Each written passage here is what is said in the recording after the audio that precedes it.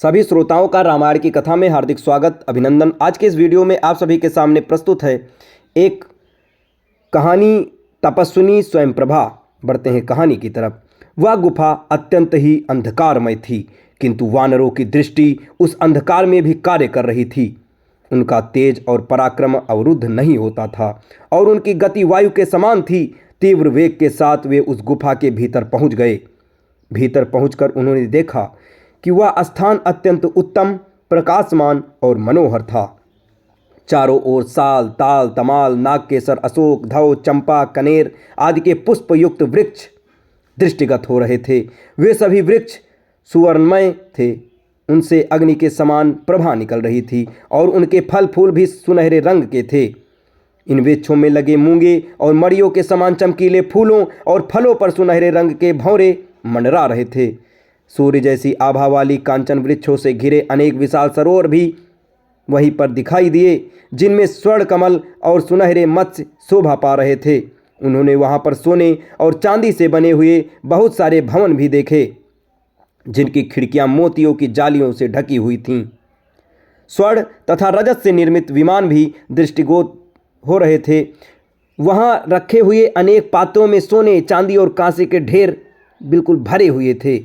बहुमूल्य सवारियां, सरस मधु, महामूल्यवान दिव्य वस्त्रों के ढेर, विचित्र कंबल एवं कालीने, मृग चर्मों के समूह आदि भी जहां तहां रखे हुए थे। कुछ दूर जाने पर उन्हें वक्कल और काले रंग का मृग चर्म धारण किए हुए एक स्त्री दिखी, जिसका मुख तपस्या के तेज से दमक रहा था। परम बुद्धिमान हनुमान जी ने उस तपस्विनी के पास जाकर हाथ जोड़कर कहा, देवी आप कौन हैं? ये गुफा, ये भवन तथा ये रत्नादि किसके हैं? हे देवी, हम लोग भूख, प्यास और थकावट से व्याकुल होकर जल मिलने की आशा से इस गुफा में चले आए हैं, किंतु यहाँ के अद्भुत पदार्थों को देखकर हमारी विवेक शक्ति लुप्त प्राय हो गई है। ये सब आपकी तपस्या के प्रभाव से हुआ है या कोई आसुरी माया है? तपस्विनी ने यह कहकर कि तुम सब पहले भोजन ग्रहण कर लो, उन सभी को शुद्ध भोजन, फल फूल आदि दिया।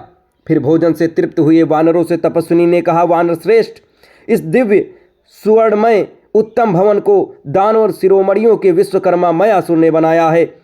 इस भवन में निवास करते हुए मयासुर का संपर्क हेमा नाम की अप्सरा से हो गया, जिससे क्रुद्ध होकर देवराज इंद्र ने अपने वज्र से मयासुर का वध कर डाला। अब यह स्थान हेमा के ही अधीन है। मैं मेरसावड़ी की कन्या हूँ और मेरा नाम स्वयं प्रभा है। हेमा मेरी प्रिय सखी है, उसी के द्वारा नियुक्त होकर मैं इस स्थान का संरक्षण करती हूँ। अब तुम लोग बताओ कि तुम लोग किस प्रयोजन से घूम रहे हो? पवन कुमार हनुमान जी बोले, देवी, पिता की आज्ञा से दशरथ नंदन श्री राम अपनी पत्नी सीता और अनुज लक्ष्मण के साथ दंडकारण्य में निवास कर रहे थे।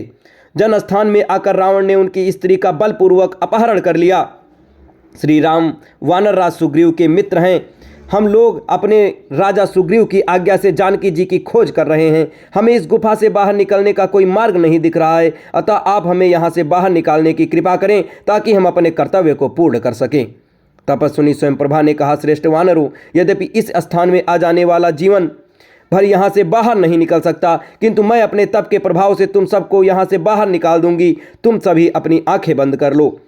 वानरों के आंख मूंदते ही स्वयंप्रभा ने निमिष मात्र में उन्हें गुफा से बाहर निकाल कर रख दिया। अब तुम अपनी आंखें खोल लो, ये देखो तुम्हारे समक्ष महासागर लहरा रहा है, तुम्हारा कल्याण हो। इतना कहकर तपस्विनी स्वयंप्रभा अपने स्थान में वापस चली गई।